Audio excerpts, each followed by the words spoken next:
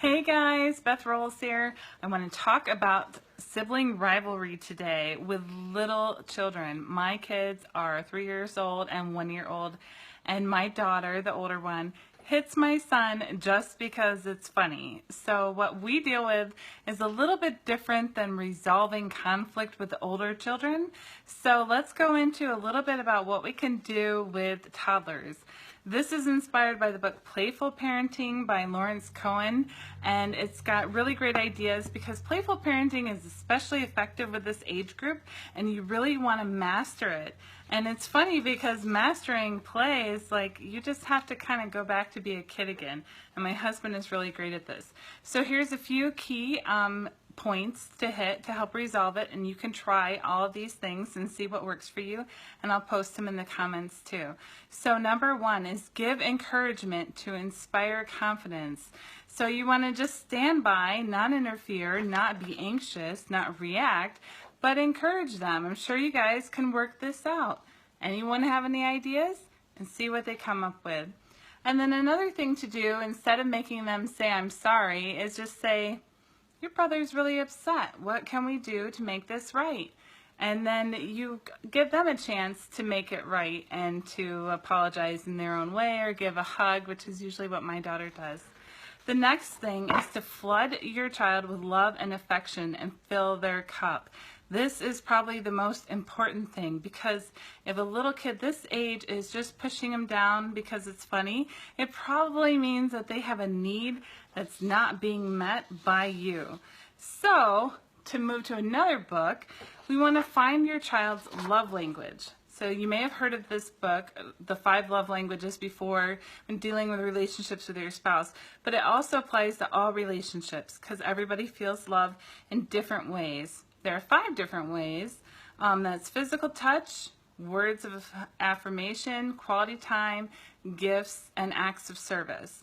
So some ideas to help you figure out what your child's love language is, especially for babies, is to think about, how does your child express love to you?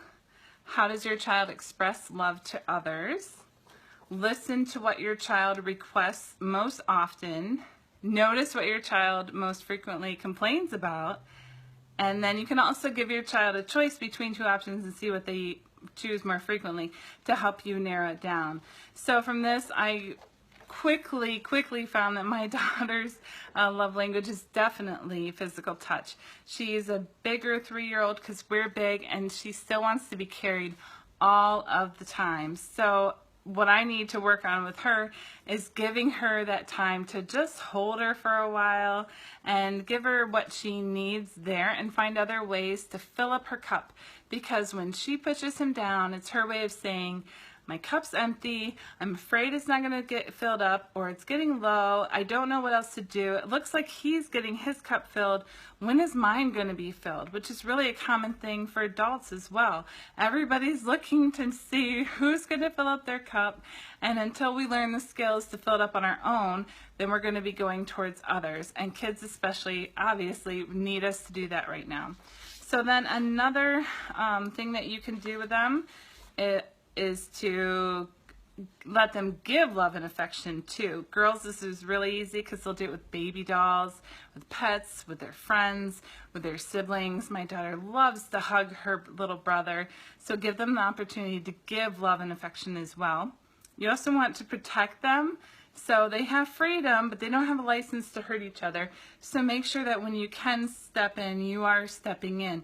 And try to preempt the strike if you can. If you see it coming, try to stop it beforehand. Another thing is to provide perspective.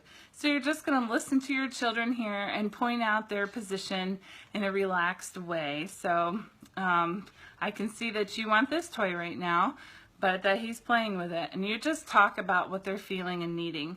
Another one is to promote win-win outcomes. Listen carefully to them. With little children, you're not really going to do this, but you're going to find a way to meet both of their needs. So if I have 2 little kids that want physical touch, which is really what they both mostly want right now, then I'm going to have to find a way that they can both get it, and that she agrees that it's a good way for them and it's a win-win.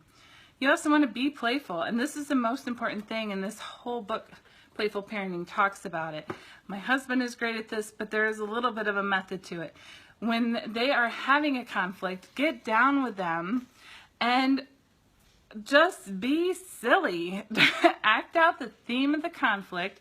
If they both want you, say, oh, I wish I could cut myself in half and give you both part of me, or just find a funny way to let them act out that theme and figure it out through play. Another thing to do if they're fighting over a toy is, and you'll have to use caution to see if this works with your children and when to use it, is grab the toy and run and say, oh, I bet you can't catch me, because then they're teaming up together against you and they're gonna laugh and think it's funny and try to figure out a way to get it back.